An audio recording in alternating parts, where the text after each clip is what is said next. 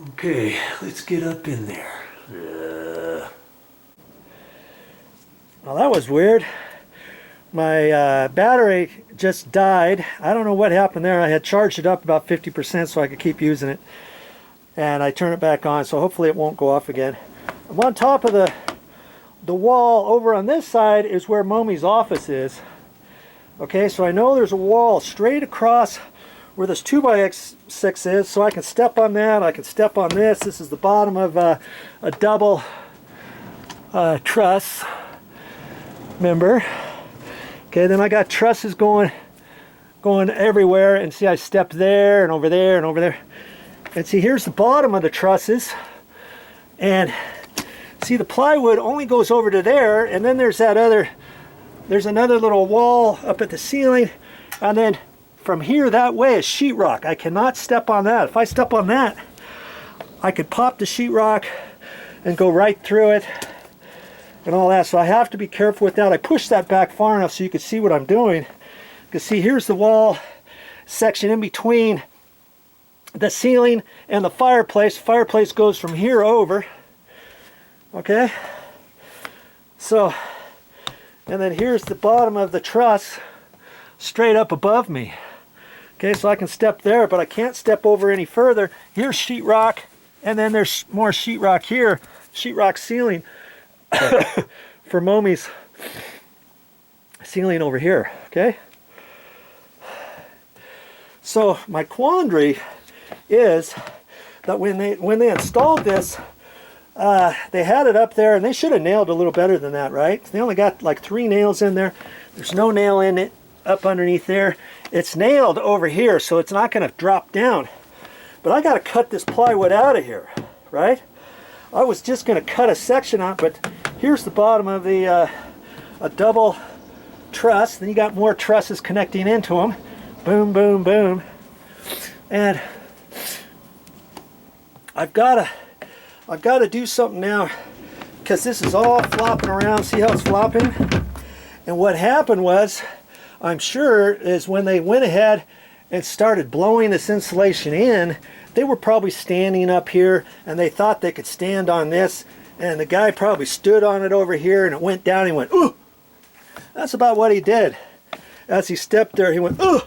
Because he thought he was going to fall down in it, and then he got off it, and then he blew the rest of the insulation in. This was all filled up with insulation. That's why I have it all piled up over in here. All piled over here. See how high I've got it? And so now I've got to cut this section out. So I'm looking under it and I can't see anything. But see, I know it's hitting right there. There's probably a 2x4 underneath there, right there. And if you will remember where the hole was before underneath, remember I saw that 2x4 going across there? That was probably just a block that they put up underneath this. They should have, I don't know why they put that there, but they did. And that's right about where the ceiling light is. So what I think I'm going to have to do is go beyond that. And because I've got all this here, I can't just cut a straight line through there, because I won't be able to get the plywood out, will I? So what I'm going to have to do is I'm going to have to measure over, put a mark, and I'm going to have to cut a strip across this way beyond the light, and then across back over here. I got to make sure, be real careful with this wire. It's probably telephone or something like that. I can't move it, and it goes down through this cavity, and it goes down in there where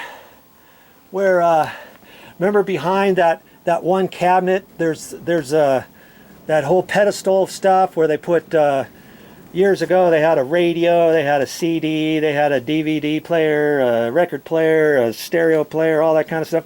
Went down in there because that is back behind the wall cavity. And incidentally, that's a good place for rats. If we ever did have rats or mice up here, oh, they would love to get down in there, wouldn't they? So I don't know, I may go the extra mile when I get all done, measure, do a few notches for where these wires are, and maybe cover this hole here so I'm covered. But I don't think there's any rats in here. I probably don't have to do that. But anywho, that light is about in the middle of this. This is in the middle. That gives me quite of a quandary, because see, if I cut a little hole here, I may not have enough room. If I cut a little hole there, I might have enough room there if I get down on my belly and reach this way, because the light is right in over here. What I think I'm going to do is cut the strip and then cut it across this way, take that piece out, then I can look down in there. I might be able to get on my belly and reach the light fixture and the junction box, and I have to come over far enough and to cut that. Once I get this out of here, if I decide I have to cut more, then once I have this out, I can reach the Sawzall in there and cut it upside down, or from the top down underneath here, put my Sawzall in the cavity, come across so I can get over to here, then I can cut from here over. Then I'll have this whole cavity out here, and then I can reach down in there and do whatever I have to with the wiring and that kind of stuff. Because see, if I try to cut just a little piece here, it's all flopping around and that piece could fall down in there. I still might not be able to reach it if I just cut a little hole here. Same thing over here. If I cut this, I don't really have a whole lot of room to maneuver, do I? Because that's the other thing I could do, is cut just boom like that. We'll see. I'll get my nail bag over here. We'll get a mark down here, and we'll try to figure this out together, shall we? All right, stick around. And man, it's windy today. I can hear the wind. Can you hear that? Whew. Well, I'm glad I'm working up in the attic. I feel nice and fine in here. One way or another, we'll get this, and we may have to cut a couple holes in here, and later on, once I cut that, I'm going to have to figure out how to lift this up, hold it. I figure I could put some screws in the top of this and hold them up with some string or something. I got some string in here so I can pull it up, and maybe take some 2x4, screw it on the plywood. Once I remove a section, lift it up or whatever.